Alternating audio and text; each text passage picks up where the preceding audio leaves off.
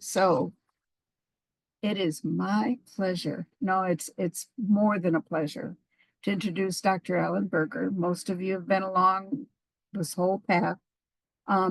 He's going to talk today about step 8, but it's part 2.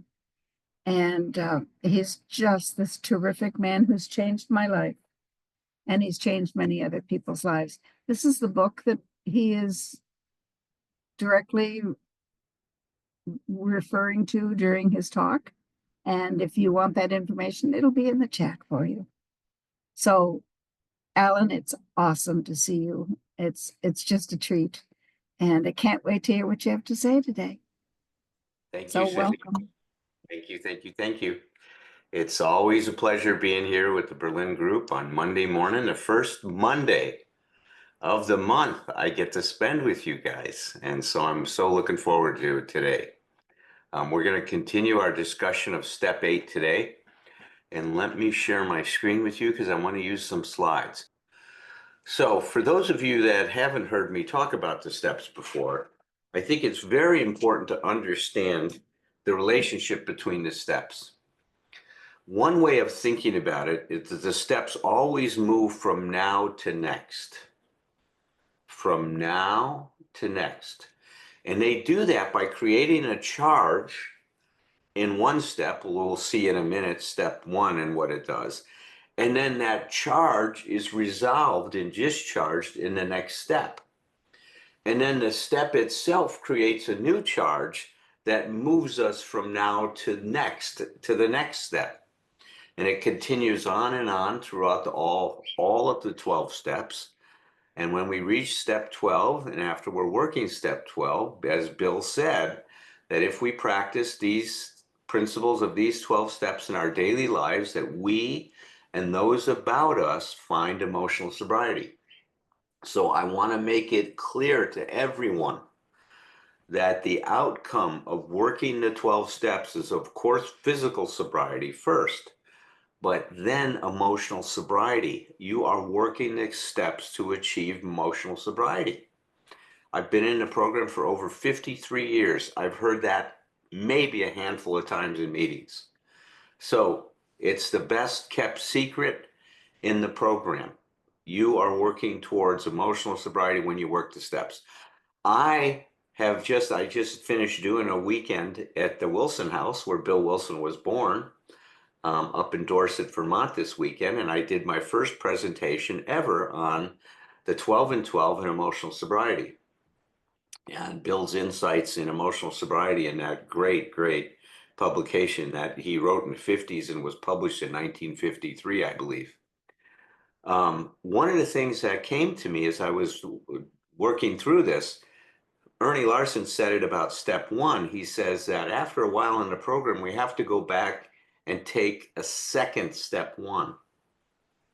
And he said the second step 1 is directed at facing our unmanageability and the living problems that we have in life.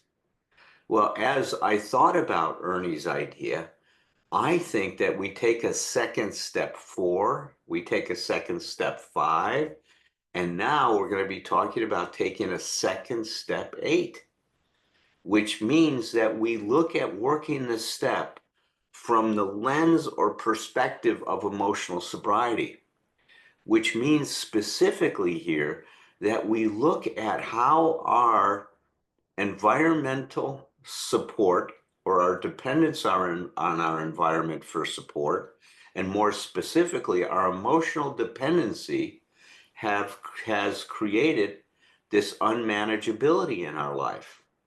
And in step 8, of course, is making a list of people we had harmed with our emotional dependency. So we're going to be looking at it from that particular vantage point today. So every step creates a charge discharge. As I said, if we look at step 1, the charge that it creates, the tension it creates, is this existential crisis. In terms of looking at the first step, the existential crisis here, I'm emotionally dependent and I have no idea how to stand on my own 2 emotional feet. I'm stuck in my development, and I emphasize this over and over again. You are not sick, you're stuck. I'll say it again. You're not sick, you're stuck.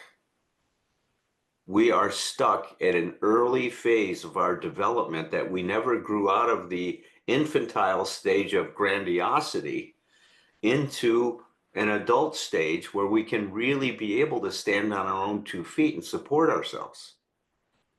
So, step 1 creates this existential crisis. In step 2, that crisis is resolved because we start to feel that there's hope, that it's possible to restore our sanity. But then step 2 creates a new charge that in order to realize hope, right, faith without action is just emptiness, right? It goes nowhere. That we have to mobilize ourselves to take some kind of an action to begin to realize that hope. And that's what leads us to step 3. Now, what is the charge that happens before step 8? Well, you've done step 6 and 7. We're entirely ready to have these defects of character removed and then humbly ask them to remove our defects of character or our character defects. So in step 7, we are aiming at developing the best possible attitude that we can have towards life, but we're told we have to clear away all of the wreckage of our past to start to develop that, and not just clear away, but learn from it. And you're going to see that that's so important when we're doing step 8. Not in terms of identifying the things we need to make amends for. Of course, that's important in terms of having content and peace of mind, because when something's unresolved in you, it takes away from you. You're not whole. You can't be whole until you finish some of that unfinished business.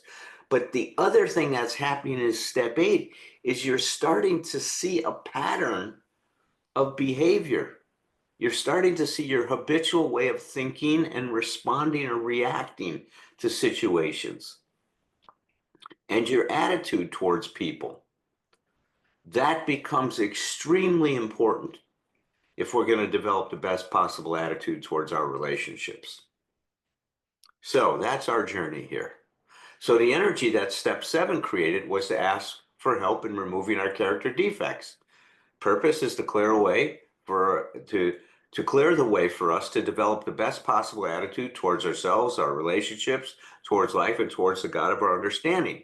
Now, in step 8, it helps achieve this by taking a hard look at those people we had harmed and looking at the patterns to our behavior that harmed others.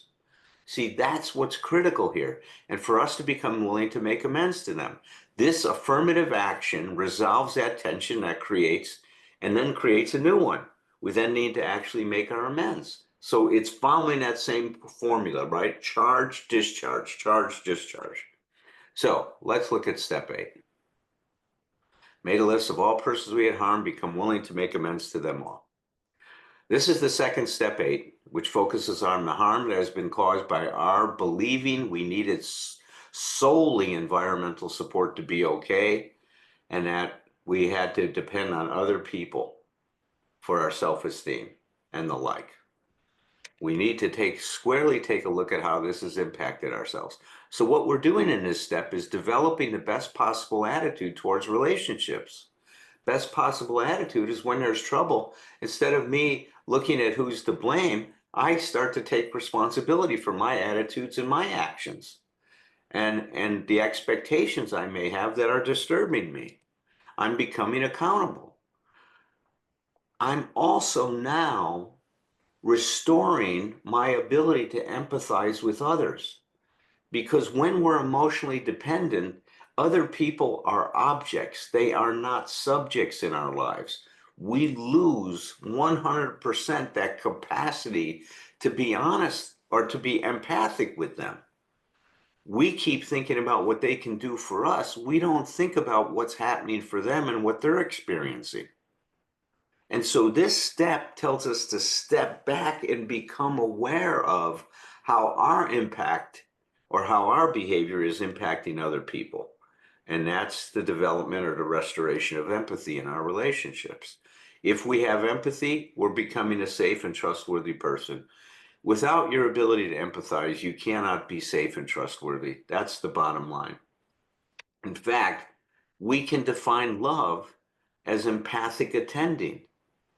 Love is created by us being aware of the other person and who they are and what they're experiencing with no expectation, without looking at them in terms of what they can do for us, and just enjoying them as they are in the moment with us. That's what we're going for, is the ability to be present without any expectations, is to be free from all of that nonsense. So, is becoming accountable for our behavior increases our self-esteem. There's no question about it. Dr. Nathaniel Branden found this is a characteristic of people with high self-esteem. It's one of his 6 pillars that they take responsibility for their lives. They do not blame anyone for the quality of their life. They take complete responsibility for what they're experiencing. This step also renews our commitment to a new way of life, a commitment we made back in step 3. And every time that we take action, affirmative action, and have tangible evidence of that action by actually writing things down like we did in 4, we're increasing our self-esteem by improving our reputation with ourselves. We're now starting to act for ourselves, not against ourselves. This is what Bill says in the 12 and 12 as we're doing this. He says, it is equally necessary that we extricate from an examination of our personal relations every bit of information about ourselves and our fundamental difficulties. What is our fundamental difficulties? In the workshop this weekend, everybody would shout out emotional dependency. All right, so let's do it. What is our fundamental difficulties? Emotional dependency. There you go. You guys are getting that. Right? Since defective relations with human beings have nearly always been the immediate causes of our woes, including our alcoholism, no field of investigation could yield more satisfying and valuable rewards than this one. Calm, thoughtful reflection on personal relations can deepen our insight into ourselves, into how we're behaving in terms of the patterns of our behavior. So what harm does emotional dependency cause in relationships? That's a good question. Well, first of all, the emotional dependency is based on a big, big, big lie. It's a lie that diminishes who you are. That picture was taken from this weekend and I've got permission for these people. I first did a training at the Divided Sky residential program up in, Ludlow, Vermont. It's the program that Trey Anastasio from Fish founded to give something back. He's been in recovery for some time now. And part of their program, a big part of their program, they have integrated in their curriculum emotional sobriety. And they use 12 essential insights as part of that curriculum. So whenever I'm up at the Wilson House, which is in Dorset, Vermont, they invite me to come over and do a workshop, and I get to work with some of the residents there. So this is me doing some work with someone. So this big lie is based on the idea that I am unable to cope if things or relationships don't go my way, that they don't conform to my expectations. The big lie is that I am unable to handle disappointment and suffering, and therefore those things must be avoided at all costs. And you see, that's the way we keep ourselves stuck, is that we've never showed up and really unpacked our disturbances, really unpacked the experiences we're having, so it's impossible to learn from them, and it's possible to grow up. Part of development and what propels development is learning, is moving from one state to a much more complex state. But you can't move from one state to the next state without making mistakes and learning from those mistakes. Just take walking for an example. The child that first takes their first step, after 1 or 2 steps, what do? They fall.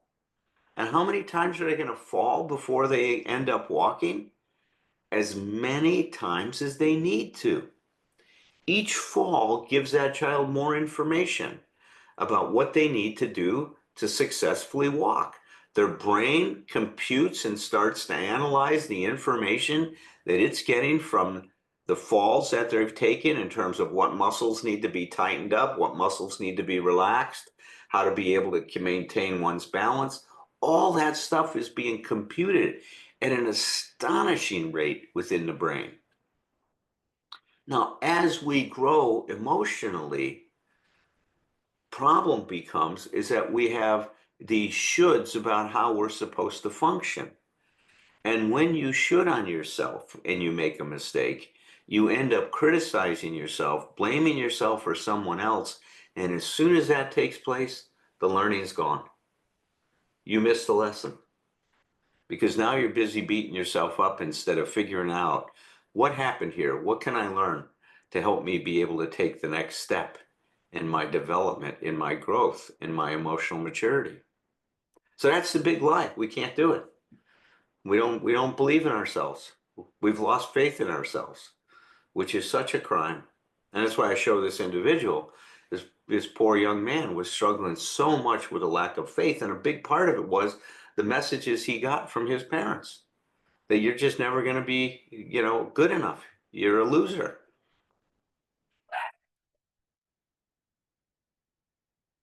This is Dr. Christopher Lash, and he goes, we demand too much of life and too little of ourselves.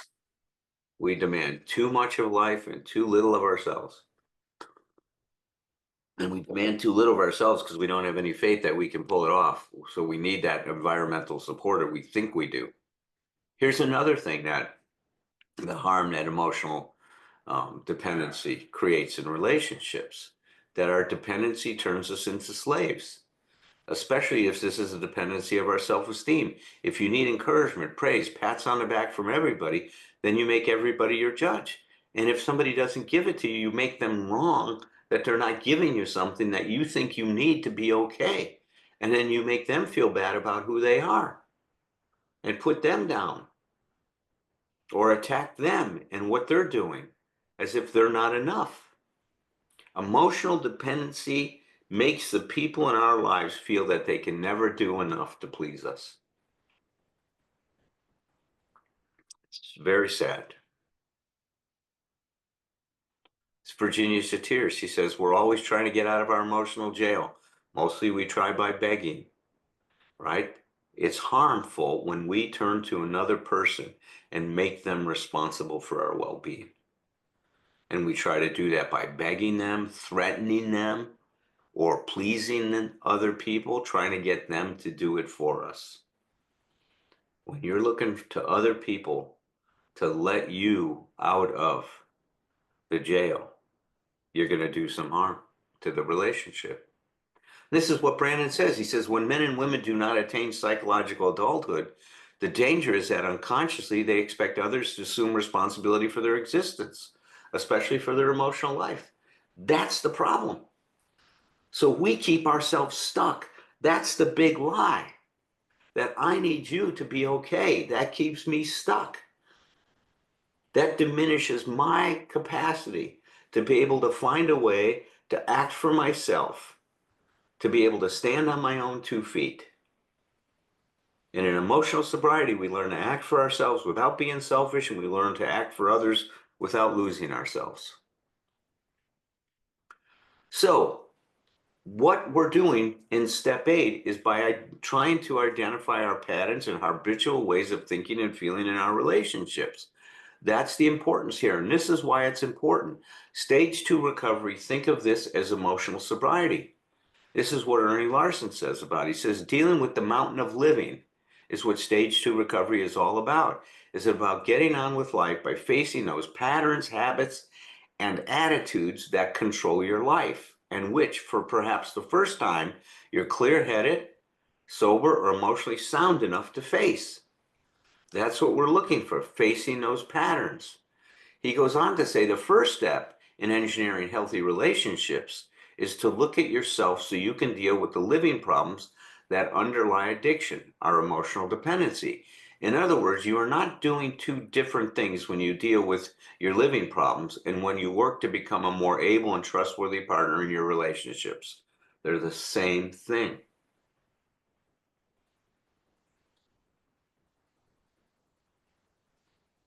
He goes on to say the first step is a desperation step. We admitted we were powerless. Until there is a first step, there is nothing. But stage 2 recovery and emotional sobriety takes another first step. We call it the second first step.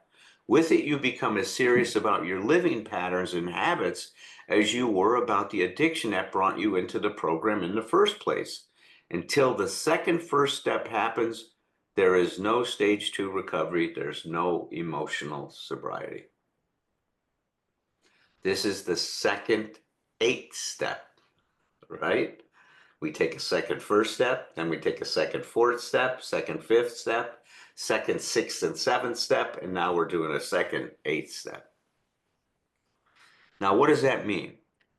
Well, it's very important when we're looking at this emotional dependency and its impact that we're able to distinguish the relative proportions of love and power in our relationships and act accordingly. This is essential to the health of any relationship. You see, what happens is when emotional dependency shows up in a relationship, then everybody is trying to get, or each person in the relationship is trying to get the other person to do the things that they want that person to do so that they can feel okay. That's an act of power, not an act of love. And it's very important to distinguish the two. Suddenly, I realized what the matter was. My basic flaw had always been dependence, almost absolute dependence on people or circumstances to supply me with prestige, security, and the like. Failing to get these things according to my perfectionist dreams and specifications, I had fought for them. And when defeat came, so did my depression. So you see where the power came in. He fought for them. He tried to get people through his aggression, through his assertiveness, to get them to do what he wants. That's what he was doing. He treated the other person as an object, not as a subject.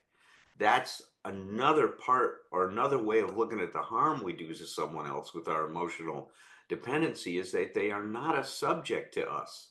They're a thing, they're an it. Martin Buber described it as the I to it relationship. Very unhealthy relationship. Dr. Miller goes on to say marriage and other adult intimacies resurrect earlier periods of crisis in the relations between self and others. From the infant's first intimations of separateness from its parents to the adolescent's effort to consolidate a secure identity, yet remain closely connected. All of us had trouble in these areas as an infant and as an adolescent of leaving our adolescence with a secure identity. You see, it's important for us at this point in time to step back and understand that self is not a bad 4-letter word. And in the program, it's treated that way.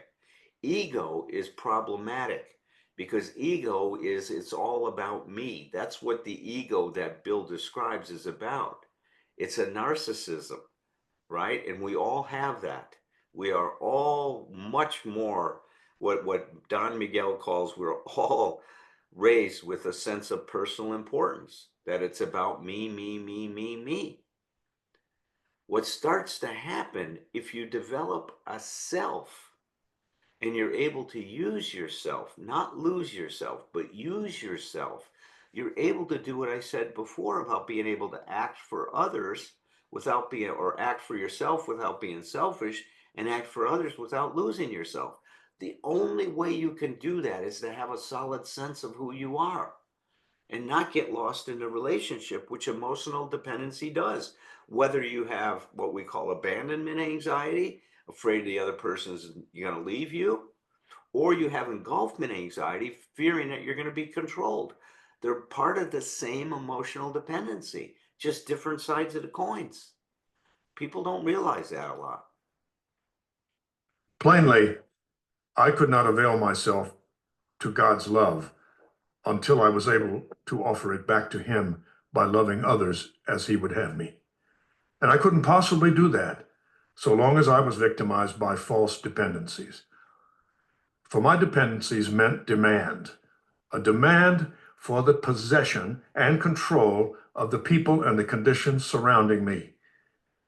While those words, absolute dependence, may look like a gimmick, they were the ones that helped to trigger my release into my present degree of stability and quietness of mind, qualities which I am now trying to consolidate by offering love to others, regardless of the return to me. Boy, he nails it, right? His dependency meant a demand for the possession and control of the people. How many of you, when you did a step 8, wrote down that the harm you did was trying to control someone else? How many of you went back and made amends to someone for trying to control them? Saying, I'm sorry for disrespecting you. I'm sorry for only seeing what I needed and missing you in the relationship. I'm sorry for not having any empathy or room for who you were in our relationship. See, that's what a step 8 looks like when you do a second step 8. This is Dr. Miller again. He says, power often masquerades as love in our culture. It is best for everyone when the label describes best what is in the package. Otherwise, the confusion of love and power can be damaging to both relationship and to the individuals involved. Controlling someone is not love. Demanding someone to do it your way is not love.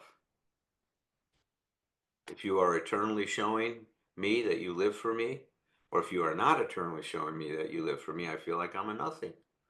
See, that's what emotional sobriety does. That's the damage it does to, or emotional dependency does. That's the damage it does to ourselves. Emotional sobriety is about letting go of this and realizing that you're okay even if someone's not eternally showing that they live for you.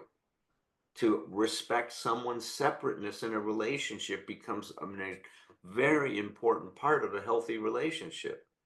In fact, I'm currently, and almost finished with it, is writing a new book called Emotional Sobriety and Relationships, Room for Two. Room for two. That's what emotional sobriety creates, is room for me and for you in the relationship. If we examine every disturbance we have, great or small, we will find at the root of it some unhealthy dependence and its consequent demand. Let us, with God's help, continually surrender these hobbling demands. Then we can be set free to live and love. We may then be able to gain emotional sobriety. Boy, there's so much insight into this. And this is where, if you really want to get a sense of your emotional dependency and how it shows up and the expectations and demands, well, first the demands that turn into expectations it creates, is sit down and every time, and I've got to have a form to facilitate this for you. Some point in the future, we'll even talk about using that form to unpack our disturbances. But it's so true that when you're upset about something, you're always going to identify some expectation that is based on this unhealthy dependence. And that expectation is just camouflage for a demand for the possession and control of the people and conditions surrounding me, as Bill said.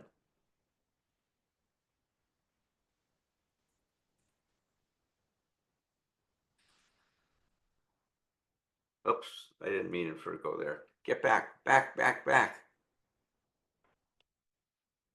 This is Dr. Jerry Greenwald. He was a Gestalt therapist at UCLA. And he goes, expectations lead to the erosion of any relationship.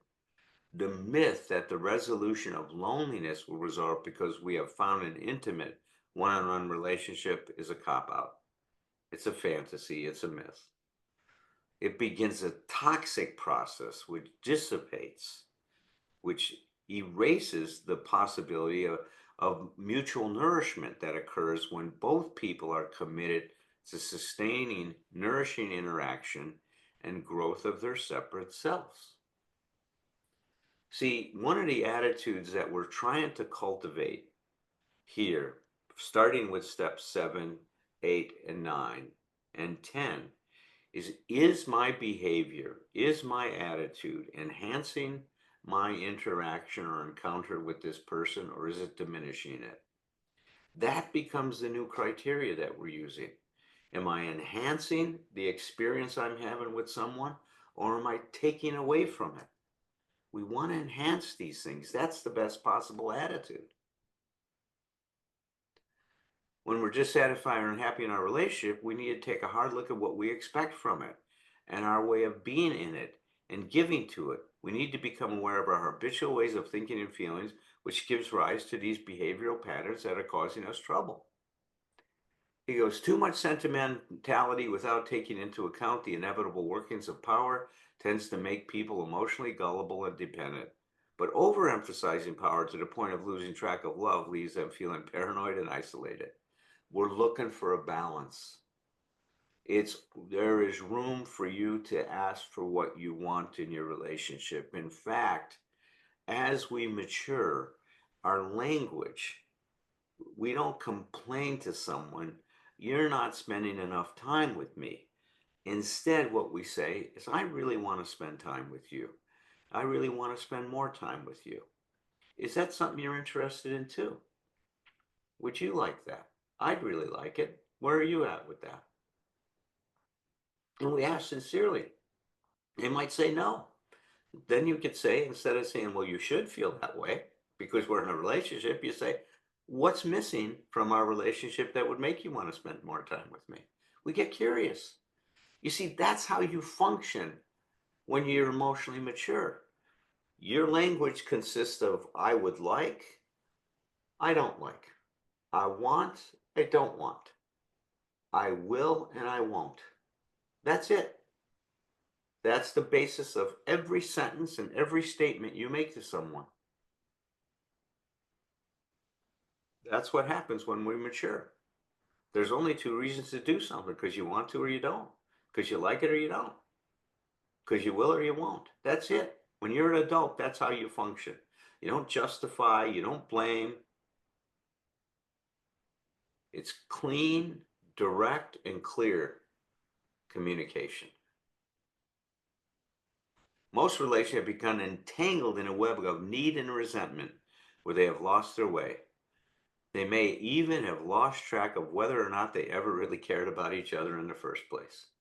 And that's what happens after a number of years of people functioning with these unenforceable rules and expectations that are frustrated without people looking at what is going on here. Is this a reasonable expectation or not to have on my partner?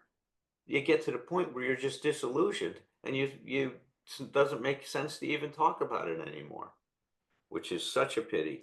Because it's not that it doesn't make sense to talk about it. It doesn't make sense to continue to talk about it in the way you've been dealing with it, blaming the other person or blaming yourself. What we want from each other seems to cause us the most anxiety. Why is that? Because a lot of us don't feel worthy of being loved and accepted. Or a lot of us are afraid that we're not going to get it, that we're not enough. I mean, all those nonsense ideas we have. So we tend to paint each other into separate corners from which neither can escape to reach the other in a fulfilling way. We get polarized in our relationships, and it creates a lot of dissatisfaction. I'll be talking a lot about this in London. So that's what we're doing with step number 8. We're really taking a look at all these things. We're digging in as much as we can to try to understand ourselves. And as I said before, when I read this, we're trying to extricate as much as possible from the list of harms that we've done, the information that's going to help us identify our patterns of behavior, our habits, and our attitudes that are creating so much trouble in our life.